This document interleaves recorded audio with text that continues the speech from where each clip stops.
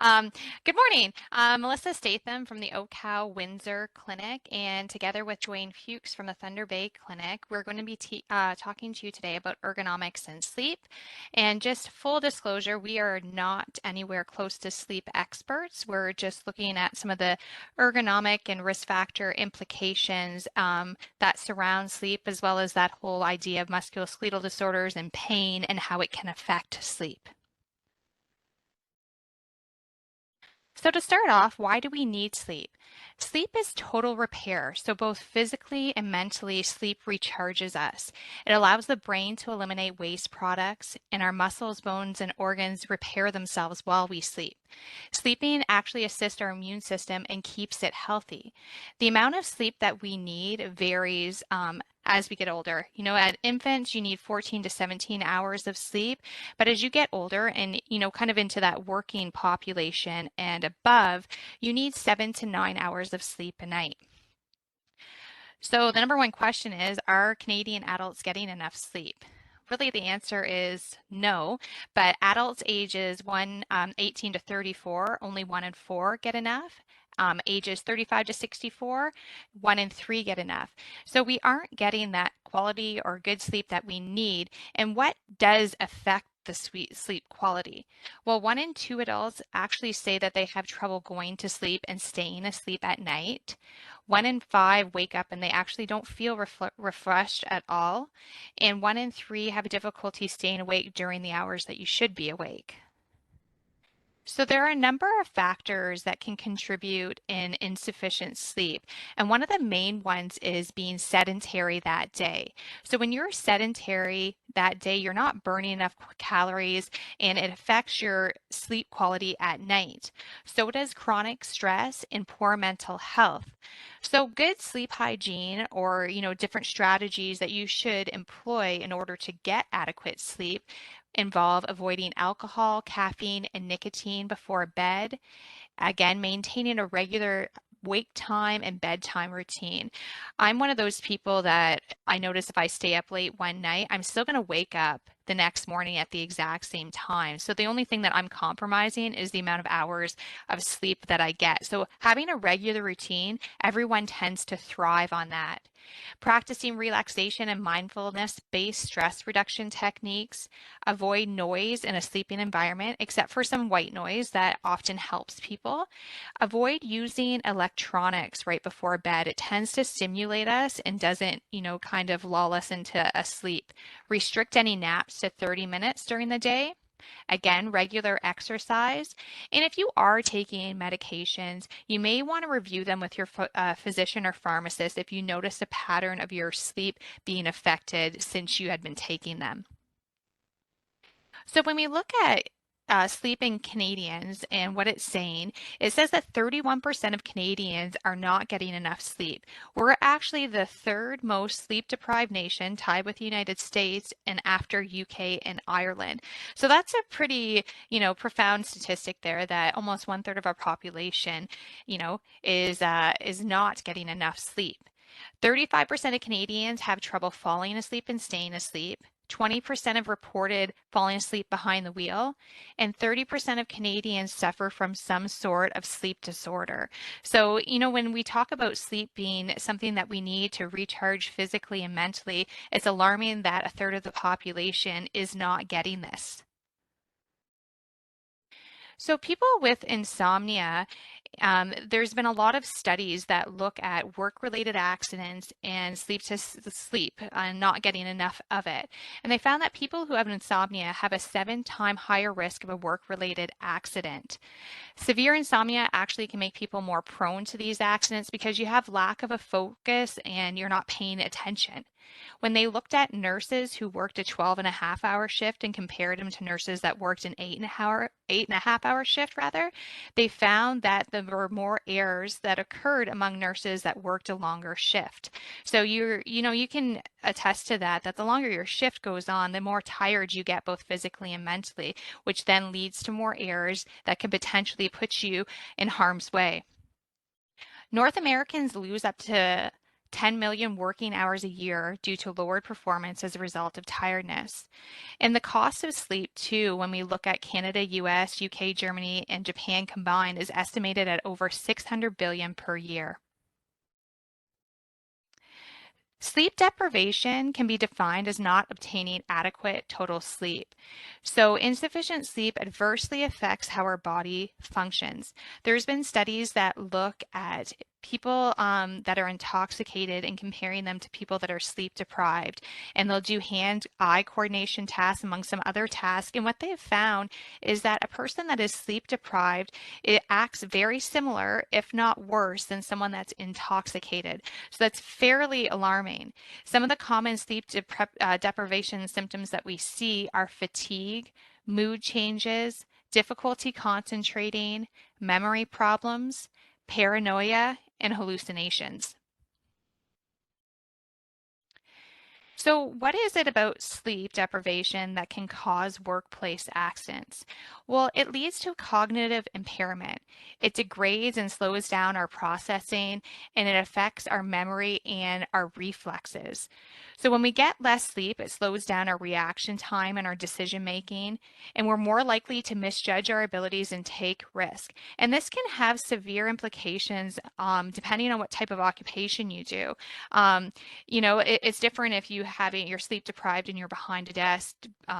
And if you're sleep deprived and you're running some type of machinery or you're an air traffic controller.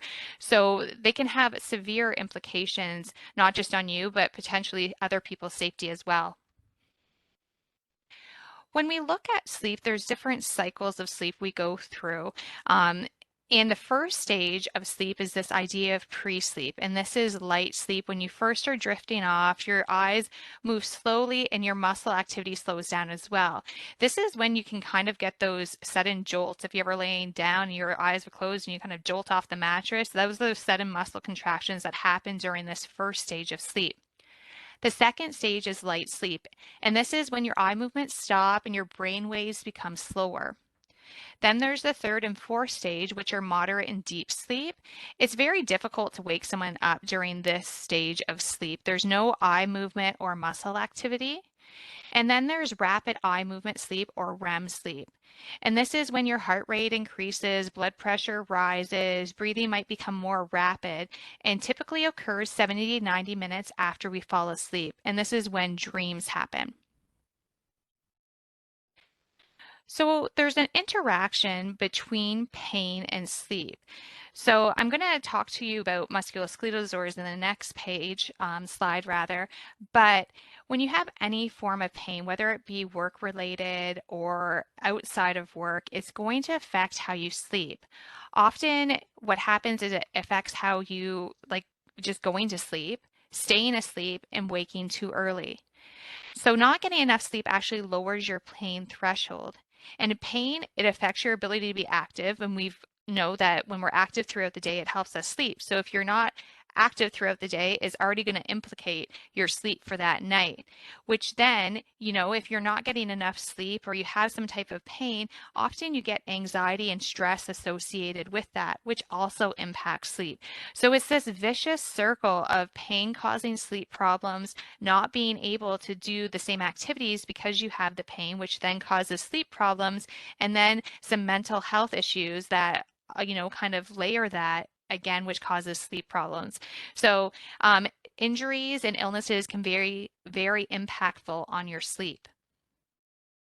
When we look at musculoskeletal disorders, what we're really talking about is any injury that occurs to the muscle, tendons, ligaments, joints, vertebrae, vertebral disc, nerves, or tissues. And that's all together known as the musculoskeletal system. Now, we're here this month long talking to you every Tuesday for RSI Day. So RSI is repetitive strain injury. It was a term used before. Most of the terms that you hear, and most likely now, is typically musculoskeletal disorder, but we're talking about the same thing. And a musculoskeletal disorder occurs being exposed to various risk factors. And I'm going to go through the risk factors briefly. And Andre did go through them as well. But some examples of MSDs are neck strain, shoulder bursitis, rotator cuff tendonitis, epicondylitis, back strain, and I'm just highlighting neck, shoulder, and back here because Dwayne's going to talk to you more about those areas and how sleep kind of can implicate those specific areas of the body. So when we look at the hazards that can lead themselves to musculoskeletal disorders, the first one is repetition, or we like to call inadequate recovery. Repetition is doing the same task over and over, but when you don't have appropriate amount of recovery between tasks is when injury can occur. We need to have recovery to flush out that lactic acid, bring in fresh oxygen to the muscles to make us be able to move at the same speed and quality that we did before. Another hazard is force. There's internal force and there's external force. Internal force is the force that acts upon our joints all of the time, regardless of holding anything, an extra weight or anything. Force increases as soon as we're in an awkward posture. So if you had your arms above your head, the force at your shoulder and upper extremity joints is going to be higher than if you were in neutral posture. An external force is when you go to lift something up. You're having some other object in your hand if you're pushing and pulling. So if you're lifting, you obviously have an internal and external force acting at the same time. Static postures are holding the same posture for a prolonged period of time. The issue with static postures is that you need blood flow to your muscles in order to, again, flush out that lactic acid, but you don't get it in a static posture because you're not moving, you're not contracting the muscles. So static postures, you're going to fatigue faster. Static postures that are awkward are even worse than a static posture when you're in neutral, which typically is not as detrimental. Contact stress occurs when, for example, if you had your wrist and you're resting against the hard portion of the desk and you're pushing those blood vessels, it's going to affect blood flow to your extremities. So you want to limit any type of contact stress. Awkward postures and force go hand in hand. So as soon as you deviate from a neutral seated or a neutral standing posture, you're in an awkward posture. So this could be with your arms outreached over your head, your trunk flexed forward, kneeling down. Again, when you have an awkward posture, the force of the joints is also going to increase. Extreme temperatures. So this is hot or cold. Our body behaves differently in extreme temperatures. So, when it's very hot, you're going to burn more calories. It's going to be, you're working, you could get, you're going to fatigue faster. So it could affect how you're working. Extreme temperatures of cold is going to affect the movement of your joints. Vibration, there's whole body vibration, and this would be like a heavy equipment operator when you're sitting on some type of machinery, potentially going over rough terrain. And then there's hand-arm vibration, which occurs when you're using some type of a power tool, for example. And then finally, there's psychosocial hazards. And this is the stress and culture of a workplace. When we're stressed, we tend to work differently. And typically that involves adopting awkward postures. So you can think if you have deadlines to meet, and if it was an office type of job, you may be leaning forward over your keyboard. You could be hitting those keys harder. So it's important to remember there's a synergistic effect with any of these risk factors. So combinations of force, posture, and repetition can greatly increase the level of risk. So with increased exposure, you're going to have increased injury risk. So the risk factors associated with sleep include awkward postures. Again, sometimes you don't realize when you're sleeping that you've moved into an awkward posture. Myself, if I wake up and I'm on my stomach, my lower back initially hurts, and that's what I wake up because of, is I wake up because of the pain. So Dwayne's going to talk to you about proper sleeping postures and placement of pillows to support yourself, and then static postures, because often you're sleeping in one position for an extended period of time. Contact stress, this would be any of the pressure points. If you've ever, fallen asleep laying on your hand and you wake up and you can't move it, you've reduced blood flow to your extremities there, and you're shaking your hand to get it to, come back to life, it feels. And then force. So increase pressure on the joints if you're especially in an awkward posture while you're sleeping. And again, some of these postures too, if you already have some type of injury, it's really important that you are sleeping properly in order to not irritate or inflame that area of injury. And then repetition, because we do sleep, hopefully 7 to 9 hours a night on a daily basis. And from here, I'm going to hand it over to Dwayne. Thank you, Melissa. Hopefully everybody can hear me and I unmuted myself correctly. Before I get started, I just want to wish everybody a happy Valentine's Day and thank Melissa for the information she just provided. So yes, I'm going to go through a little bit of trying to help prevent some of those risk factors that Melissa just spoke about, because we do need to sleep every day, obviously, and it is a very large issue that a majority of people don't get enough sleep and or don't get enough restful sleep. So the information we're going to try to provide you in the next several slides will hopefully help you in terms of trying to avoid some of those risk factors for injury while you sleep. So a lot of the stats do say that, we do spend a good portion of our lives in bed. They're saying 40%. We tend to lay around in our bed doing other things, such as watching TV, those types of things, playing with electronic devices. So it's really important to take a look at what we have for equipment there in the beds, and what it is that we're attempting to do to try to decrease our risk factors. So it's really important to look at or attempt to get yourself in a correct sleeping posture. Easier said than done. It's not the easiest thing in the world for people to deal with, for sure, because I mean, you can't really. It's very difficult to control how you're sleeping when you are sleeping. But basically, in a nutshell, most people sleep in one of three main positions: either on their back, some variation of being on their back, some variation of being on their side, and then potentially some variation of being on their front. Slide change, please, Melissa.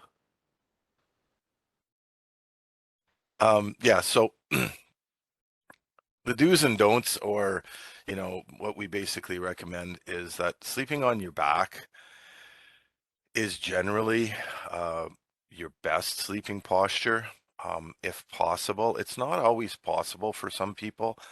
It can be difficult for a variety of reasons, but in terms of trying to decrease and or eliminate some of the the risk factors that are present for the development of musculoskeletal disorders, primarily, like Melissa alluded to there, primarily the lower back, the shoulder, the neck, those types of things. Sleeping on your back does tend to be a little bit better in terms of trying to avoid those risk factors. Sleeping on your side is kind of the next best option. I do believe, I don't have stats for this, but I do believe that a lot of people, a majority of people, tend to prefer sleeping on their side, and or potentially sleeping on their front, or on their abdomen, their stomach per se, which is generally considered the worst sleeping posture that you can get into. And as I go through here, you'll kind of see why. Next slide, please. So sleeping postures there. So in order to decrease the risk of obtaining MSDs, we really need to look at how we're sleeping. And we need to kind of set ourselves up before we fall asleep, obviously, because we move around and do things while we're sleeping that we don't really realize that we're doing, right? So it's super important, because as Melissa pointed out, I mean, we have to sleep every day. When we're sleeping, we're in somewhat of a static posture while we're sleeping for X period of time. Hopefully, 7 to 9 hours a night. Most people don't quite get that much, but hopefully we're in that range of the amount of sleep that we are getting. So it's really important to begin prior to sleeping in as best posture as you possibly can get to. So you need to try to set yourself up for success versus setting yourself up for failure. So you want to try to make sure that keep your neck, your upper and your lower back, as well as your shoulders in somewhat neutral posture in order to decrease those risks. So if you're looking at the little drawings on the left-hand side, just a good example there of, of an individual sleeping on their side at the top there with a pillow that's the correct height so that it's helping keeping the neck and the spinal column in alignment. And then similarly in the bottom picture, I believe that's an individual trying to sleep on their back. And if you really look at that, it's a little bit easier than some of the other illustrations we have, that the heights of those pillows are different, right? Because of, body size differences. So the distance from, the neck to the outside of the shoulder while someone's sleeping on their side is often a greater distance than from the neck to the upper back when someone's sleeping on their back. So hence the differences there a little bit in the pillow size. So sleeping on your back, I'm going to say the same things over and over in terms of try to make sure you get in a neutral position, right? Melissa explained neutral postures from a seated, standing position. Basically, from a lying position, your neutral posture is very similar to your standing neutral posture. So try to get yourself in a position where your neck is in alignment with the rest of your body. So make sure that the pillow that you're utilizing fills the gaps. So you don't want to have your body having to take up the resistance and having to get you into a position and hold it there. So you would like to try to attempt to have your pillow fill the gap underneath your neck, if required, underneath your lower back. And then even sometimes you can utilize pillows in behind your knees so that it puts your pelvis and your lower back in a little better position. So if the pillow's too high, you're going to end up propping your head up too high. So when you're looking at the illustration on the right hand side, the top illustration shows an individual with a pillow that's a little too high. So when you do that, you get into this chin to chest posture. So now you're actually increasing that that lean forward through your neck, which places stress upon your neck, but it also can potentially change the alignment throughout your spinal column and place stress on the rest of your spine as well. So you also don't want a pillow that's too small. So if you have a pillow that's too small, now you're doing the opposite, right? Or if you're not having utilizing any pillow at all, you tend to tilt your head back, and now you're basically jutting your chin towards the ceiling or towards the sky, which also changes the the alignment throughout your spine and potentially puts you at risk there as well. And as mentioned, if you can, and if you have the right pillows that you search out to get, it's important to try to fill the other crevices and gaps within your body so that it allows your body to stay in your neutral posture throughout the time that you're trying to sit lay back, on your bed. Go ahead, Melissa. So side sleeping is very similar, right? The difference with side sleeping is now those openings and those crevices are a little different that you need to look at. So to begin with, I mentioned earlier, the pillow that you're looking at utilizing may have to be a little bit larger. It may have to be a little bit thicker or a different density so that it holds your head in that alignment. Because in general, that distance from the side of your neck to the outside part of your shoulder, which is in contact with the bed, is generally a little bit larger, right? So it's important to really realize that and see that and test that out so that you have a correct pillow for that. In terms of now where you put your pillows throughout your body, if you look at the top illustration, adding some sort of a knee pillow or a pillow between your legs also helps keep the alignment throughout your hips, right? Um, and this is again dependent upon your particular body size and you know how large your legs are, how large your thighs are in relation to your knees, those types of things. Um, but it's important to try to set yourself up so that you can get yourself into that position. This is the one that people find for some reason very difficult to adhere to, is to try to avoid placing your arm um, underneath your head or lifting your arm over your head. As Melissa mentioned earlier, it that tends to put pressure on your nerves and the blood supply, and it tends um, to get you in a position where sometimes you'll end up with numbness in the morning.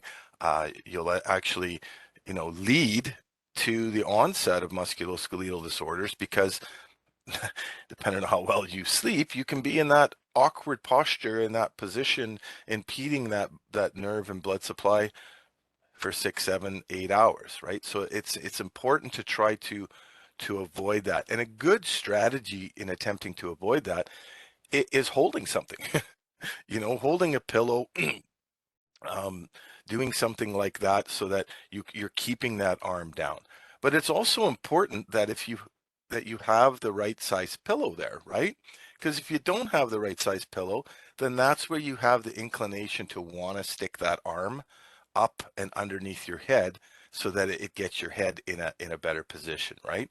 So if you prepare yourself in advance with that with that correct size pillow, it will help you to keep that arm down. And also, if you know you have something, maybe a teddy bear or another pillow to hold on to keep your arms in those positions, it's really important to look at that. So mentioned earlier, I'll mention it again. Sleeping on your front is not ideal. It should be avoided if possible. Not always easy to avoid it. Um, but this position really doesn't allow you with any ease whatsoever to get into correct spinal alignment. um, it's difficult to get into any alignment because you tend to, well, you have to rotate your neck unless you're on something like a massage table, for instance, where, you know, there's a hole there for your face to go into. But if you're trying to sleep on a regular bed, um, it doesn't allow you to keep your head and your neck in that neutral position. Um, but if you are a frontal sleeper and it's very difficult for you um, to get in that other positions, then make sure you try to use a small pillow um, underneath your abdomen so that you try to keep your lower back in a little bit more of a neutral position, and maybe a small pillow in your neck to help reduce that neck rotation. Um, Oftentimes, and I didn't bring this up before, but when we're looking at, you know, the three main sleep postures, uh, back being preferred, uh, side not so bad, and front being the least preferred, a lot of people say, well, I cannot sleep the other way. It's difficult, maybe, yes, but you need to try to do that, because if you got yourself into a situation where physically you had to do that, you know, because you were rehabbing an injury or something of that nature, um, then you would find a way. So it's something that it takes a little bit of time, a little bit of work. Really need to prepare in advance, as I mentioned before. When we get to the pillow, a little bit more with the pillows and the beds, prepare yourself in advance so you set yourself up for success, so that you attempt not to sleep in that fashion. So, you know, when you're looking at sleeping, it's nice to know the way you potentially should or should not be sleeping, but it's important to purchase the right equipment with everything that I talk about or we talk about. We try to, you know, emphasize that you need to purchase the right equipment. And in this case, your bed is the right equipment, right? So the size of the bed matters. So bigger beds are usually better. They give you more room to adjust your posture, to rotate yourself, to move around. There's more options for you to support your limbs when you're in that side lying position. It's important, if you have that pillow between your knees, that you bend your knees slightly, um, and bring your knees slightly towards your shoulders so that you're putting your lower back in a more neutral position. Well, you want to have enough space on that bed to do that. And it's extremely important when there's more than one individual utilizing that bed, right?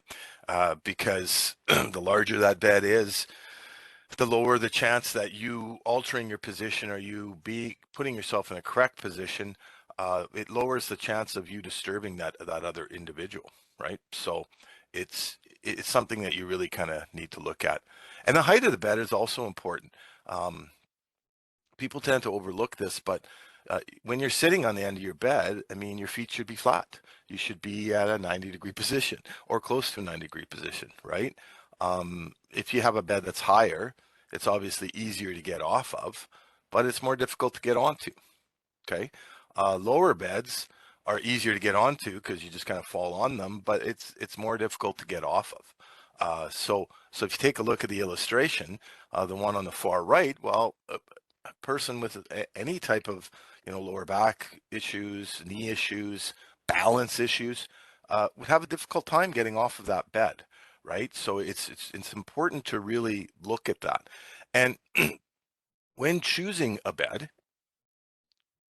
try it out. All of these things, when we're going through and I'm saying, well, this, and this, it's individual, right? Um, you really do get what you pay for. People generally wouldn't buy a vehicle or something like that, or even a pair of shoes without trying them on. Yet people walk into a department store, take a look at a bed and say, okay, this is good. I'm gonna grab this bed for whatever reason I need one. Um, it's important to try it out, right? See what that feels like in terms of what the mattress is like and the size of the bed in relation to yourself, right? Um, if there's two people in the bed, you need to take a look at what's kind of the best fit, right? Um, if one person's a lot larger than the other, then you need to look at whether the height is better or worse, right? I mean, theoretically, so you have one tall person, one person that's a little shorter. Well, maybe you get the bed that's at the correct height for the tall person and set up some sort of a small platform on the side of where the shorter person is so that they can get on and off of it as well, uh, just as easy as the taller person. And so mattresses are designed to naturally get your body in as close to proper neutral positions and postures as possible. And again, it's personal preference, but more so based on your body type and how you sleep, right? So you need to kind of think about that as well. Are you a back sleeper? Are you a side sleeper? When you're kind of looking at the type of mattress that you want to potentially purchase, right? The mattress should be firm enough to support the body adequately in neutral posture. Um, if it's too soft, or you want it to also be soft enough to be comfortable, but if it's too soft, you're going to have massive deviations of posture, just like the bottom illustration shows. If it's too hard, it's not going to necessarily conform to the natural curvatures of your body. So if you choose a mattress that does have the correct firmness for you, then you might not necessarily need, an additional pillow in between, like at your lower back region or underneath your knees, um, because it hopefully will get you into that correct alignment or a little bit more of a correct alignment. So how firm should the mattress be? And again, it depends. I mean, it's individual. So you have a larger, heavier person, um, the firmness of the mattress is going to be different potentially, right? As opposed to a smaller, lighter person. But for people that sleep on their back, you should be able to, get a hand, slide the hand under your lower back. And if it slides in between there without really any resistance, um, and it fits nicely, then that's generally the correct firmness that you should be, looking at for your bed. If it goes through there with a huge gap, and it's not really touching your body or anything like that, then you have a mattress that's a little bit too hard for you, obviously. So it's one of those things again that you should be testing. Now, the other thing too, that you go to a store and you ask them if you can lay down on the bed and test it out. Well, lay down.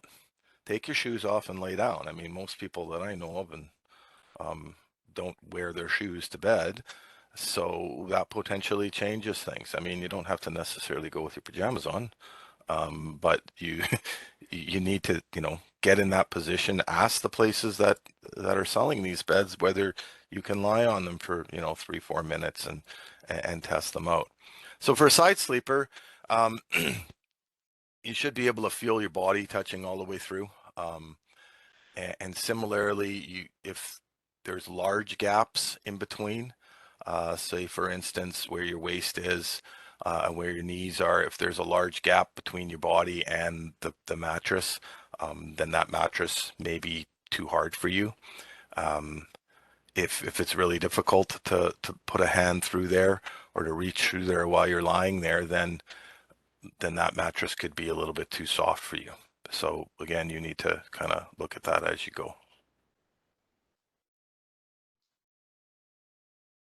So if there's two people, what do you do for the firmness of the mattress?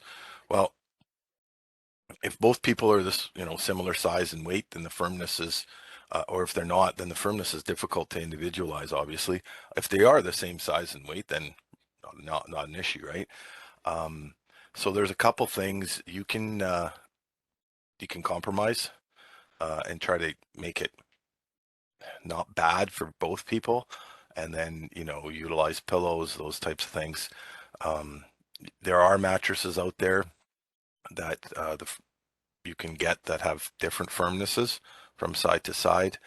You can get mattresses that have memory type foam that will adjust to individuals from side to side.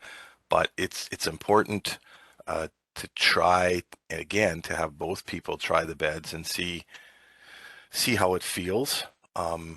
And again, though, a larger bed, it's easier in terms of trying to match up the best you can with the firmness from one side to the other. So the construction of the mattress and the maintenance of the mattress, well, I mean, it's important, obviously. It's like anything else. Well, and maybe more so than anything else. What did we say earlier? 40% of the time you spend it in in or on a bed. It's a lot of time. Um, Honestly, I personally don't know anything else at all that we do for 40% of our life. Right? So it shouldn't be viewed as an adjunct. Oh, this I'll just get this. It should be viewed as very, very important to what it is that you're purchasing and how you're purchasing it, because you spend so much time on it, right? So it's important that you have quality and you have the right composition for what it is that works for you, right? So memory foam mattresses are generally recommended, and not just as the topper, but as memory foam, the full thing being memory type foam, because it'll help conform to your body, and then it reacts and changes to the pressure and the temperature. And if you get good ones, they'll go back to their shape and size after. And it is helpful when you have more than one individual on the bed, because then it will adapt accordingly, right?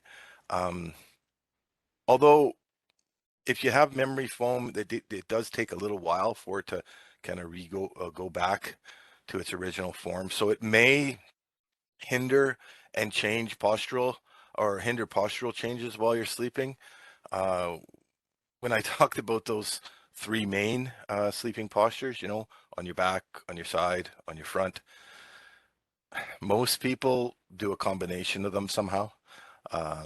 It's unless you're a great sleeper and you sleep really, really well, uh, not a lot of people can adhere to one position or end up adhering to one position all throughout their whole daily sleep time. So that's something that you need to look at as well. When you're purchasing newer mattresses, you know, historically we would turn our mattress, our rotator mattress, flip it upside down, all those types of things, to try to keep it fresh. A lot of times with the newer ones, that's not recommended. So know the recommendations. Um, know what this particular mattress says. Do you keep it like this? Is this the head portion? Is this the foot portion? Is this the top? Is this the bottom? It's important. And historically, again, we didn't do that, right? We didn't. It was just a mattress. People just viewed it. Oh, it's just a bed. It's just a mattress. Fire it on there. Put a sheet on there. Pillow. Away you go. But if you really want to help decrease potential onset of injuries and or sleep better and get more quality sleep, you need to be looking at these things, right? And the lifespan of the of the mattress as well. I mean, it's basically recommended 5 to 8 years, the lifespan of a mattress. Very, very few people turn their mattresses over. What I mean by that is purchase new mattresses that soon, because they can be expensive. But it's super important. You purchase shoes, you probably go through a couple of pairs of shoes a year or more because you feel that they wear out. Yet I don't think you're spending 40% of your life taxing those shoes, right? And if your shoes are a little worn out, I don't think you're going to be walking around kind of in a daze because you're not sleeping properly. So it's very, very important to remember that beds and primarily mattresses do have a lifespan. And that's something else that you need to look at in terms of the recommendations with the lifespan and what the manufacturer recommends in terms of how you maintain that mattress and when they recommend that it gets turned over. So pillows, I spoke about pillows already a little bit, but again, a lot of it's personal preference. Um, but a good portion of it is your body type and obviously your sleep posture. Okay. How you sleep is really important to the type of pillow that you have because they may be used to support your legs, your lower back, your head and neck. I mean, traditionally we think the pillow, you put it underneath your head and away you go, right? But if you're really attempting to keep those postures neutral and to keep that spinal alignment, your hip, your neck, your knees, all in correct alignment, you may need 2, 3, 4, 5 pillows. Okay. They need to be soft enough to still be a little bit comfortable. You don't want them to be hard because then you're going to increase that potential contact stress, but they need to be firm enough to support that body position that you're using it for. So I mentioned this already as well. So the pillow for your head, it should support the natural curvatures of your neck, okay, as well as providing comfort. Um, if it's the wrong size, it can create major issues in the wrong direction, right? So if you take a look at the top two illustrations, another perfect example of what I've already mentioned, I believe twice, maybe three times, that the size of that pillow for that side sleeper is different than the size and even the composition of the pillow for the back sleeper in terms of trying to stay in correct alignment. So when you're sleeping on your back, it should fill the space between your head and neck and the mattress and try to get you in that neutral position. Similarly with the side sleeper, you want to make sure that you're sleeping directly on your side and everything's staying in alignment there. So body pillows are something that's definitely overlooked. Most people don't equate pillows to body pillows. But again, mentioned earlier, they're important to fill the gaps. And that's the easiest way to remember it, right? Try to, utilize them to fill the gap in your lower back. If you're a side sleeper, or sorry, a back sleeper, to elevate your knees slightly. And the reason we recommend elevating the knees is it just tends to put your pelvis into more of a neutral position, and decrease the stress on your lower back. So that's important. If you're a side sleeper, it's also important to potentially have that pillow, as I mentioned earlier, in between your knees, because it brings your knees into, or your legs into, more of a parallel position. So therefore it doesn't necessarily, put that extra pressure on your hips. But in addition, if you don't have that top knee, that top leg tends to fall forward, fall down. So then that increases some rotation through your pelvis and your hip as well. And again, over time can be detrimental to your body and increase the risk of musculoskeletal disorders. So the whole term ergonomic, anyway, this term gets used a lot for things that are, shaped different. But an ergonomic pillow is basically, I would term it as more of a contoured or orthopedic pillow, which may support your head, neck, and lower back better than ordinary pillows, but it may not. So don't just assume if something is labeled like ergonomic, or if it's an orthopedic pillow or something like that, that it's going to be better. Oftentimes it is, but don't assume that it's going to be. They're basically different sizes, and have different potential crevices and and contour changes in them, so that theoretically your body parts fit in them better. They're designed to accommodate, the person's sleeping position, but they're designed to accommodate basically just the one sleeping position, right? A lot of them provide support for sure, where, if you look at the top one, that's for a back sleeper, right? That's where your neck and your head would be in there. And it gives you that extra support.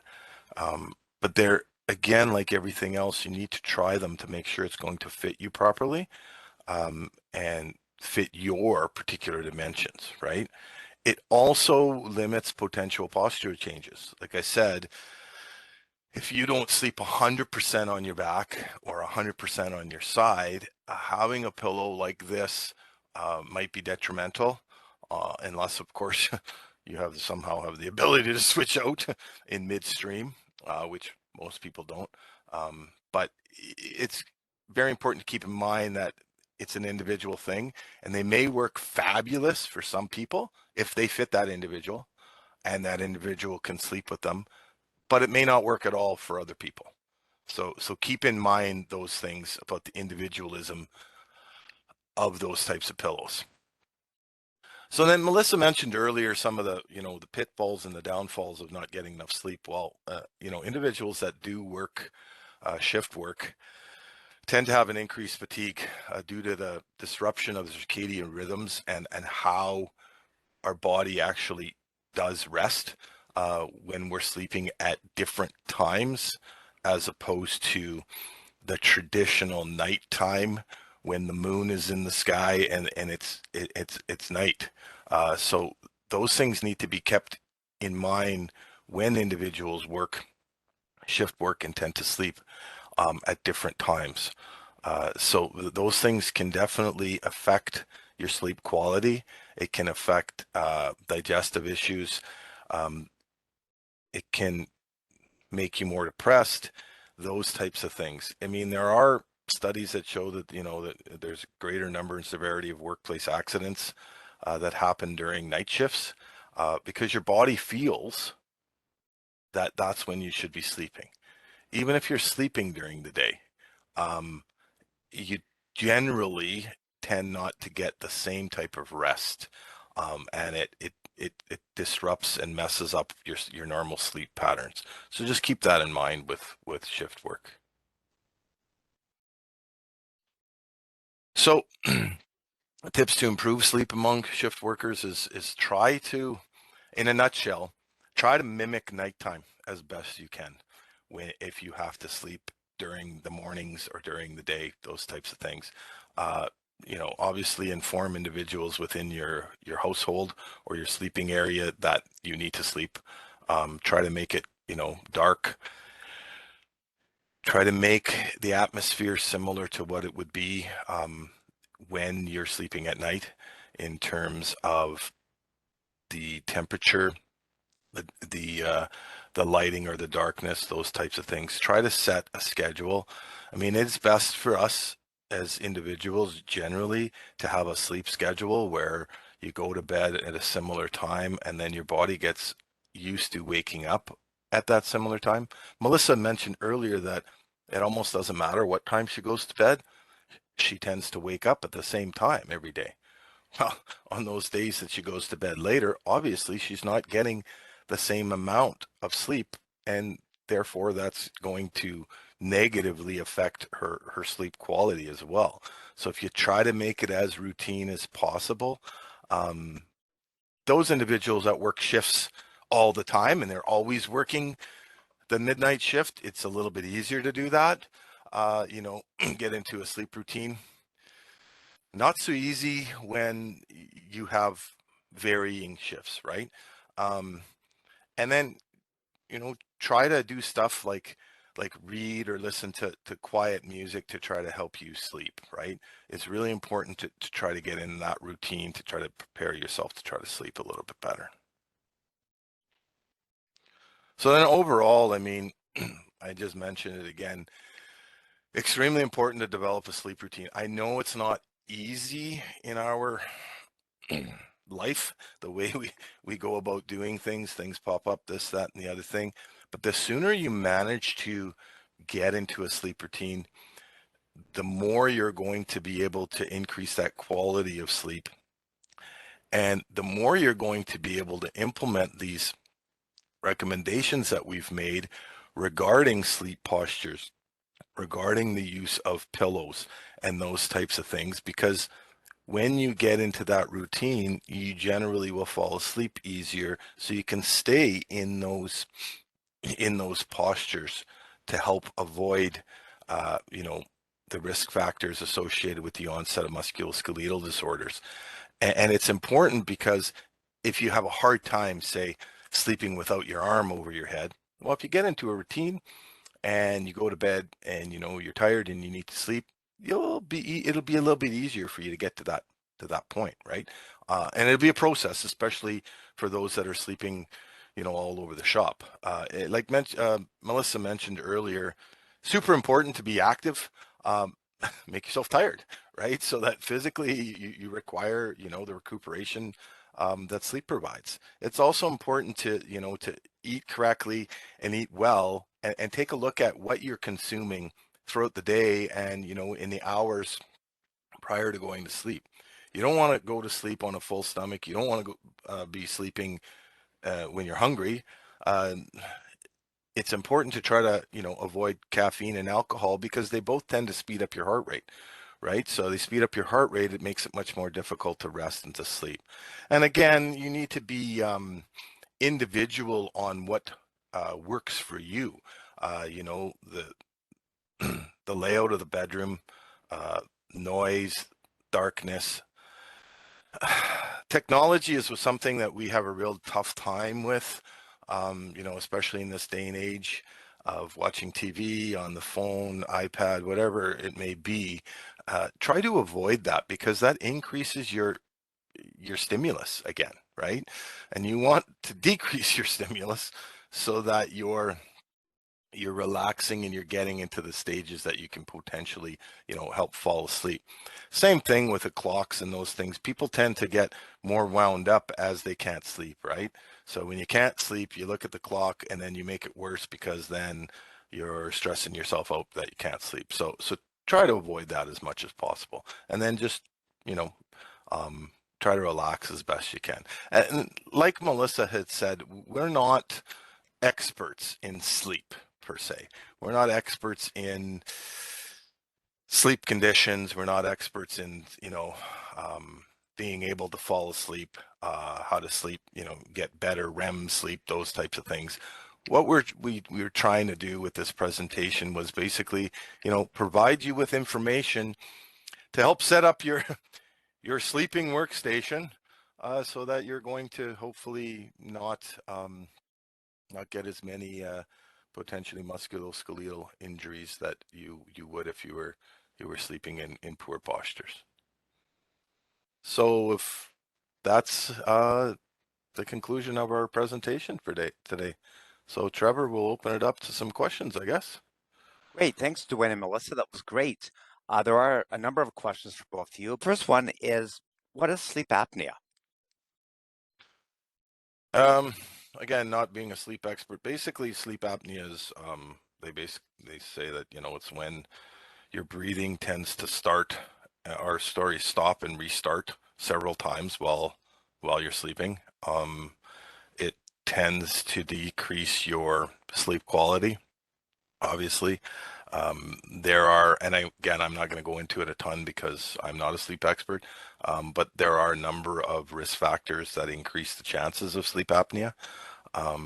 There are also a number of um, things that can be done to help with sleep apnea. If you constantly wake up tired, unrefreshed, and you believe that you've had enough time on a regular basis of sleep, like if you go to bed at this time and wake up at this time and you're still waking up constantly fatigued and unrefreshed, then I'd recommend, going to see your physician, maybe getting a referral to a consult to a sleep clinic where they'll do a sleep test on you and see whether you are uh, have sleep apnea or any other sleep related conditions, and then try to provide you with the correct modifications to your sleeping that will help avoid that or help improve that some. Okay. Um, how exactly does poor sleep affect MSD recovery? You mentioned poor sleep lowers the pain threshold, but does it affect the body's capacity to repair damaged tissues? Well, yeah, it does, because the whole reason we need to sleep in the very first place, it's not a conscious decision. We haven't made that decision. Our bodies have made that decision that we need to sleep and rest um, daily to recuperate just from the general rigors of being alive throughout the day, whatever it is we're doing, walking, talking, working, those types of things. So when you've done something more to your body than what you would normally do on a regular day, i.e., extra physical activity or being injured, your body recovers or requires more recuperation time, right? That's why when you exercise more, or you just you started to embark upon a greater uh, workout routine, you tend to sleep more and you tend to sleep better because your body's recuperating from that. So if you've already have some sort of musculoskeletal disorder, injury, your body is also now trying to repair that. So now your body is is attempting to spend some of its sleep time repairing that injury, at the same time trying to rejuvenate yourself from those day-to-day rigors. So yes, if your sleep quality is decreased for whatever reason, in addition to having that injury, it's going to potentially take a little more time to recuperate from that injury. There's an awful lot of other aspects involved in avoiding and recuperating from musculoskeletal injuries, but getting additional increased quality sleep is definitely beneficial. And if you don't, then obviously it's going to take a little bit more time to recuperate from that injury. Okay. How do you avoid sleeping on your hands curled up or tucked under your chin? I Sleeping. think Dwayne had Dwayne, didn't you mention potentially holding something in your hand as a strategy not to put your hands in that position? I'm guilty of this as well, as far as having your hand under your head. A pillow that's the right height, right? Then your neck will be in the correct alignment. So you won't want to necessarily put your arm over your head, right? Because you won't have to get yourself in the right alignment. And what Melissa said is right. I mean, if you have something that you can hold onto, a smaller pillow, like I said, a teddy bear, anything that you can be basically kind of hugging your arms towards your chest, that will naturally help you avoid placing that limb under any other part of your body. And I mean, as far as bracing goes, and again, not a physiotherapist here, Trevor, you're right, but I know under the circumstances of carpal tunnel, a lot of times bracing does occur at night, not during the day. And I think it is to maintain that neutral posture of the wrist during the night, and probably because we can potentially, your hands, you end up sleeping, you can start out the night in good intentions, and what happens, you don't know when you wake up, because of pain or discomfort. Right. Okay, great. Would knee pillow size be different for men than women due to the different Q angle at the hip? It No, not because of the Q angle, but just simply because of the size. And I wouldn't differentiate between female or male. I would differentiate between size. It would be a different size based upon the size of the person, regardless of female or male, is what I would say for that. Because Okay. you want to try to keep both of those legs parallel, right? That's kind of what you want to try to keep in that position, or whatever feels comfortable for that individual. But that's the object: keep them parallel so that the top leg doesn't collapse and rotate. Okay. I'm not sure if you guys have heard of this, but do you recommend a recliner for shift workers in a room equipped for rest instead of a bed? Don't understand really what the question is. I'm assuming what they're meaning that is while they're actually working. No, I'm Um, assuming that when they're home, they're actually using like a lazy boy compared to a bed. my personal opinion, again, I'm not a sleep expert. My personal opinion would be that you would not do that, because I wouldn't think that that's how you would be attempting to get your sleep and your rest on a regular basis. A recliner can open up a whole nother kettle of fish in terms of MSD issues at any point in time, let alone when you're trying to sleep to recover as a shift worker between shifts. That's just my opinion. I don't know the exact answer to that though. Okay. Did you come across any research regarding adjustable beds, like those posturepedics? There was some information on the adjustable beds, and it is really good for, especially when there's two sleepers in a bed, just because of differences, individual differences, and how they like to sleep and being comfortable. Um, but as far as what angle or whatnot, you want to be flat. There is some information out there, and I think someone wrote in the chat too, raising some of the feet of the bed just slightly instead of using a pillow or getting additional pillows. So there's some information on that as well, but it is definitely a good option for two sleepers in the bed. And that way too, you have one mattress, and sometimes depending on the size of mattress and box spring, it can affect the different points that might sag in a mattress. But again, that's when you try out mattresses, and it definitely is something you don't want to cheap out on. Okay. It's also kind of important at some points in time for people trying to get restful sleep when they have pre-existing medical conditions where they may want to position, like Melissa said, either the feet higher or the head and shoulders higher, those types of things to try to alleviate some of the symptoms of certain medical conditions while they're sleeping. And we have had a number of questions regarding different conditions such as, a shoulder injury or reflux issues, sleep apnea, regarding, is one position better than another? Different positions, postures that way. But again, it's probably sort of out of the realm of this, and they should be consulting a medical physician for the specific conditions. Yeah, I Absolutely. would say that contact a sleep clinic. They'll provide you that information. They have pamphlets, all that stuff. They'll provide you that information free of charge, in terms of recommendations. That's, easy recommendations for certain things that you may or may ask for sure. Have either of you heard of the concept of banking sleep for people who are trying to catch up on sleep deprivation? And then also, can someone actually truly oversleep? Again, not being a sleep expert, but the whole concept of banking sleep and catching up on sleep, I do believe from all the research that I've ever looked at throughout the years is that you really can't do it. That your body doesn't work that way, right? Your body needs to recuperate on a regular basis.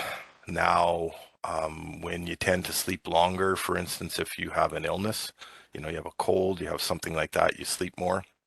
That goes back to your body wanting to or needing additional recuperation time than what it would have normally.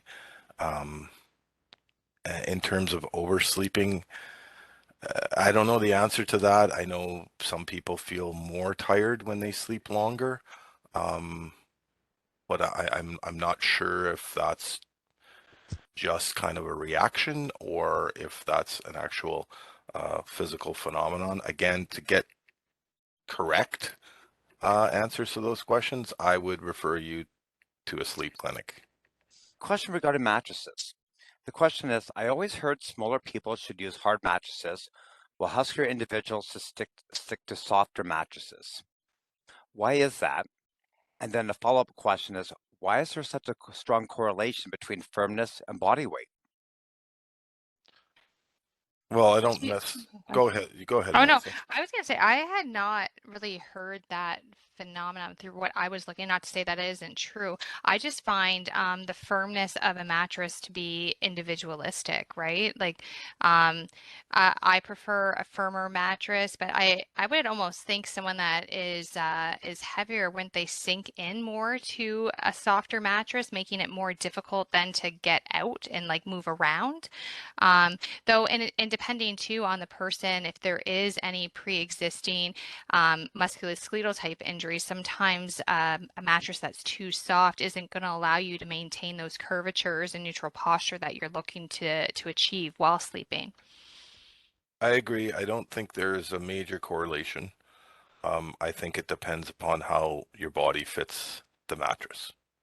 And then in addition to that, your personal preference, whether you do like it a little bit heavier or sorry, a little bit firmer or a little bit softer.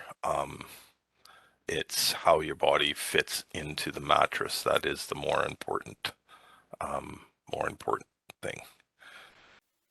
And that's it for questions. So I just want to thank Dwayne and Melissa very much for their session today.